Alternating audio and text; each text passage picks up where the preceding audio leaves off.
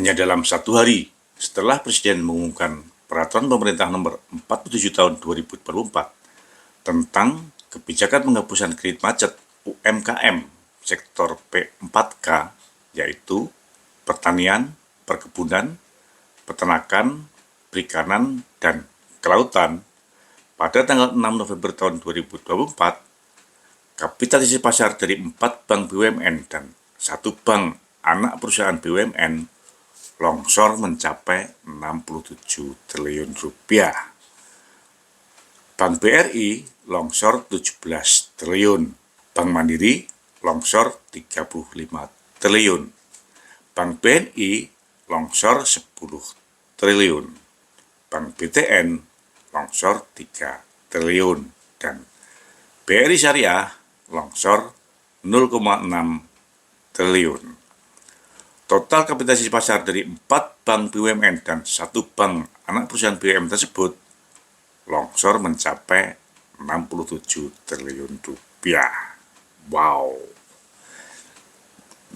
Menurut saya, hal ini karena adanya kekhawatiran pasar yang berlebihan atas kinerja bank-bank tersebut ke depannya dan didukung dengan pemahaman yang minim atas kredit macet, kredit hapus buku, dan pemutihan atau hapus tagih atas kredit, baik di masyarakat, politikus, bahkan sampai ke pejabat kementerian yang seharusnya melakukan sosialisasi dan edukasi serta pemahaman atas kebijakan tersebut.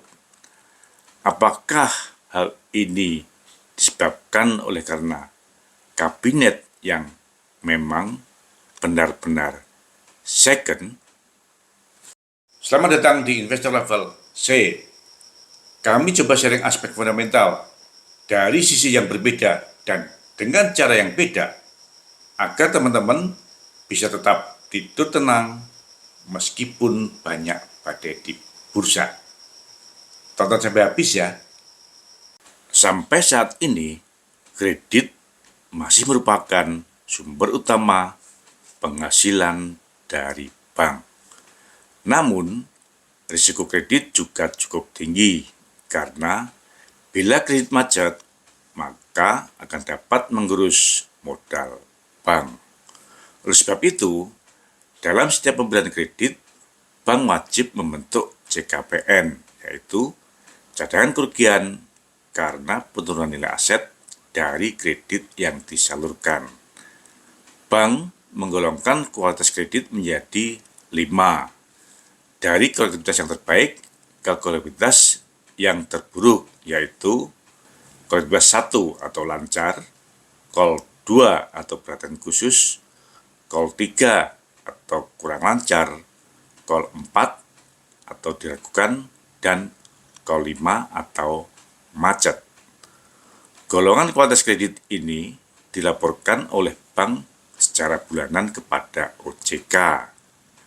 Besar biaya CKPN, cadangan kerugian karena penurunan nilai aset dari kredit yang disalurkan, yang harus dibentuk oleh bank akan semakin tinggi bila kualitas kreditnya semakin jelek atau semakin tinggi. Sebagai contoh, sesuai dengan laporan keuangan kuartal ketiga tahun 2024, Bank Mandiri membentuk CKPN untuk setiap kualitas kredit sebagai berikut. Kol 1 sebesar 1,34%, kol 2 sebesar 34,54%, kol 3 sebesar 48,82%, kol 4 sebesar 56,10%, dan kol 5 sebesar 81,16%. Lalu, bagaimana bila kualitas kredit menurun, lalu menjadi macet dan susah ditagih? Sepanjang masih ada agunan fisik atau kebendaan, misalnya tanah, bangunan, mesin-mesin, dan stok, bank masih punya harapan untuk tetap dapat melakukan penagihan. Ekstrimnya dengan melakukan lelang atau jual paksa atas agunan tersebut, sehingga umumnya bank baru akan menghapus bukukan kredit apabila agunan kebendaannya telah tidak ada atau telah habis dilelang. Kemudian, secara akuntansi, bank akan memindahkan pembukuan kredit tersebut dari neraca on balance sheet ke rekening administratif atau ke neraca off balance sheet.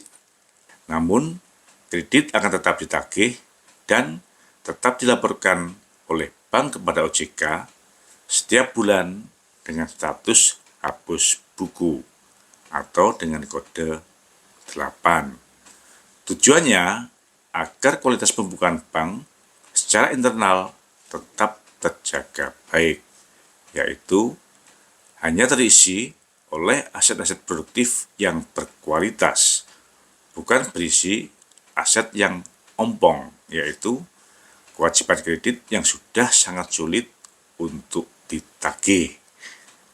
Kredit-kredit yang telah dihapus buku ini menjadi beban kerugian bank pada saat dihapus bukukan, sehingga membebani rugi laba bank pada saat kredit tersebut dihapus bukukan. Namun, setelah itu, kredit yang telah dihapus bukukan ini yang telah dicadangkan sebagai kerugian akan menjadi harta karun bagi bank. Karena apabila bank berhasil melakukan penagihan, 100% hasil penagihan akan masuk sebagai pendapatan bank. Jadi, hapus buku semata-mata dilakukan untuk kepentingan administrasi dari bank.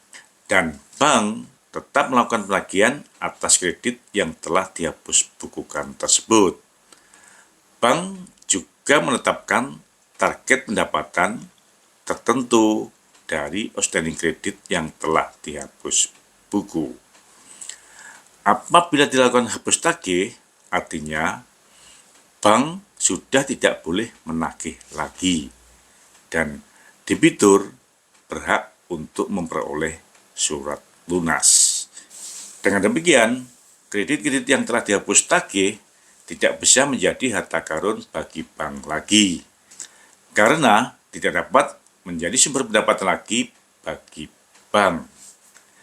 Dari sisi kewenangan, hapus buku merupakan wewenang manajemen, dalam hal ini direksi, karena hanya berpengaruh terhadap rugi laba dan merupakan salah satu risiko dari bisnis, seperti bisnis yang lainnya. Sedangkan hapus tagih adalah menghapuskan aset, meskipun aset tersebut sudah merupakan aset yang tidak berkualitas dan merupakan wewenang pemegang saham, karena akan berpengaruh terhadap nilai aset perseroan. Untuk bank-bank swasta, hal ini sering dilakukan pada saat RUPS, namun untuk bank-bank BUMN sepertinya baru akan dilakukan saat ini. Mengapa? Karena penghapusan aset tersebut merupakan wewenang dari pemegang saham, sehingga untuk bank BUMN harus diputus oleh eksekutif dan legislatif sebagai wakil dari pemegang saham. Dengan demikian, kita patut mengapresiasi langkah berani dari Presiden Prabowo Subianto ini. Tentu bank-bank BUMN masih perlu menunggu petunjuk teknisnya, karena peraturan pemerintah baru keputusan dari sisi eksekutif, belum dari sisi legislatif. Mengingat hapus tagih baru akan dilakukan pertama kali sejak bank-bank BUMN tersebut berdiri atau lebih dari 50 tahun, menurut saya nilai pagu sebesar 10 triliun terlalu kecil. Lalu, apa pengaruhnya hapus buku tersebut terhadap kinerja bank-bank BUMN? Apalagi dalam peraturan pemerintah disebutkan bahwa semua beban yang timbul atas pemutihan kredit tersebut menjadi beban bank, bukan beban APBN. Apakah biaya pemutihan kredit akan menjadi beban dan akan dapat menggerus laba yang telah dicapai bank sampai saat ini? Menurut saya, ada 4 hal yang harus kita pahami. Yang pertama, pemutihan atau hapus tagih berbeda dengan hapus buku. Sayangnya, sosialisasi ini sangat kurang. Bahkan, para pejabat juga banyak yang tidak dapat membedakan antara hapus buku dengan hapus tagih. Sehingga wajar bila pasar menjadi panik. Terbukti, pemberitaan mass media masih sering menyamakan antara pemutihan dengan hapus buku, bukan hapus tagih. Sesuai dengan syarat yang ditentukan dalam peraturan pemerintah, status kredit yang akan diputihkan atau dihapus tagih harus telah dihapus buku. Jadi, tidak berlaku untuk kredit dengan status likuiditas lancar sampai dengan macet. Sepanjang kredit belum dihapus tagih, maka setiap bulan bank masih melaporkan kredit tersebut kepada OJK sebagai kredit macet yang telah dihapus buku. Sehingga dalam data slik menunjukkan status kredit dengan kode 8 atau kredit yang dihapus buku. Apabila kredit tersebut nantinya dihapus tagih, maka kode 8 akan hilang dan bank melaporkan kepada OJK seperti kredit yang telah lunas.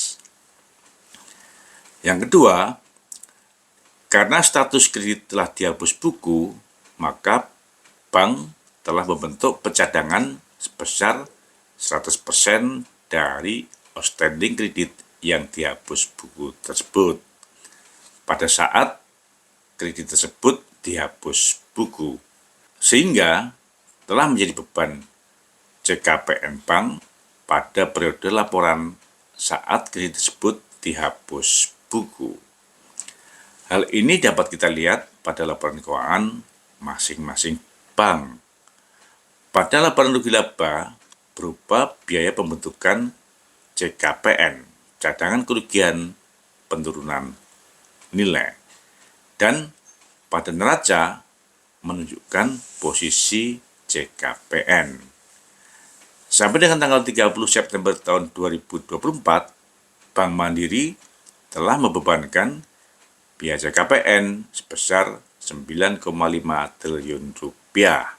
Dan posisi CKPN Bank Mandiri pada tanggal 30 September tahun 2024 sebesar 49 triliun dari kredit yang disalurkan sebesar 1.500 triliun. Yang ketiga, apakah ada tambahan biaya CKPN pada saat kredit tersebut dihapus tagih? Karena CKPN telah dibentuk sebesar 100% pada saat kredit dihapus buku, maka pada saat dilakukan perubahan dari hapus buku menjadi hapus tagih atau pemutihan, tidak perlu ada biaya CKPN lagi. Dengan demikian, bank tidak perlu menambah biaya CKPN atas kredit-kredit yang dilakukan perubahan dari hapus buku menjadi hapus tagih atau yang diputihkan. Sama sekali tidak ada biaya bank timbul atas perubahan status kredit dari hapus buku menjadi hapus tagih. Yang berubah hanya hak tagih dari bank. Pada posisi hapus buku, bank masih mempunyai hak tagih, sedangkan pada posisi hapus tagih atau diputihkan, kredit tersebut telah dianggap lunas, sehingga bank sudah tidak mempunyai hak tagih lagi. karena kreditnya sudah dianggap lunas. Yang keempat, dengan demikian, satu-satunya potensi kerugian bank atas perubahan hapus buku menjadi hapus tagih adalah hilangnya hak tagih dari kredit-kredit yang belum lunas, yang dihapus tagih atau diputihkan. Lalu, berapa potensi pendapatan bank dari kredit yang dihapus tagih ini? Sesuai dengan laporan keuangan kuartal ketiga tahun 2024, saya dapatkan data bahwa proporsi pendapatan hapus buku dari Bank BRI mencapai 39% dari total keuntungan atau naik dari sebesar 25% dibandingkan dengan kuartal ketiga tahun 2023. Proporsi pendapatan hapus buku dari Bank BTN mencapai sebesar 32% dari total keuntungan, naik dari sebesar 11% pada kuartal kedua tahun 2023. Proporsi pendapatan hapus buku dari Bank BNI mencapai sebesar 24% dari total keuntungan, naik dari sebesar 19% pada kuartal 3 tahun 2023, dan proporsi pendapatan hapus buku dari Bank Mandiri mencapai sebesar 14% dari total keuntungan, atau turun dari sebesar 16% pada kuartal 3 tahun 2023. Proporsinya relatif cukup besar. Proporsi ini sejalan dengan posisi NPL masing-masing bank. Namun, proporsi tersebut harus masih dipertimbangkan lagi dengan beberapa kondisi. Yang pertama, proporsi kredit masing-masing bank pada segmen P4K sesuai dengan peraturan pemerintah nomor 47 tahun 2024 tentang kebijakan pengembangan kredit macet UMKM sektor P4K, yaitu pertanian, perkebunan, peternakan, perikanan, dan kelautan. Yang kedua, umur kredit sejak hapus buku, karena sesuai dengan peraturan pemerintah, kredit harus telah dihapus buku minimal selama 10 tahun, sedangkan umumnya setelah 5 tahun dapat dipastikan agunan kependaan telah habis dilelang. Artinya, setelah lebih dari 5 tahun dihapus buku, sisa kredit tersebut telah menjadi ampasnya dari ampas kredit macet, yaitu kredit macet yang sudah sangat sulit untuk ditagih lagi. Dan yang ketiga, proporsi kredit UMKM dengan limit individu 300 juta dan limit institusi 500 juta terhadap total kredit masing-masing bank. Tentu yang paling berat adalah Bank BRI. Namun, kredit dengan limit kurang dari 500 juta biasanya adalah kredit usaha rakyat atau KUR yang di-cover dengan asuransi kredit. Apabila kredit ini bermasalah, 70% dari sisa kreditnya akan dilunasi oleh perusahaan asuransi dengan hak subrogasi. Artinya, 70% dari posisi kreditnya diambil alih oleh asuransi dengan hak subrogasi. Sehingga apabila setelah 70% dilunasi oleh asuransi, ke depan setiap hasil penagihan kredit oleh bank, 70%-nya dikembalikan kepada perusahaan asuransi dan hanya 30% dari hasil penagihan kredit yang menjadi bagian atau hak dari bank. Dengan demikian, menurut saya, sesungguhnya risiko yang lebih besar dari kebijakan hapus tagih atau pemutihan kredit ini adalah pada perusahaan asuransi, bukan pada bank. Karena kita tidak tahu apakah perusahaan asuransi tersebut telah mencadangkan polis yang efektif sebagai biaya. Jadi, dengan 4 catatan di atas, apakah kita masih perlu mengkhawatirkan kinerja bank-bank BUMN ke depan karena kebijakan hapus tagih atau pemutihan dari kredit ini. Semangat sehat. Terima kasih telah menonton. Jangan lupa kasih komen agar channel Investor Level C selalu lebih berkualitas. Dan jangan lupa sharing agar teman-teman lainnya bisa mendapatkan manfaat dari channel Investor Level C. Terima kasih.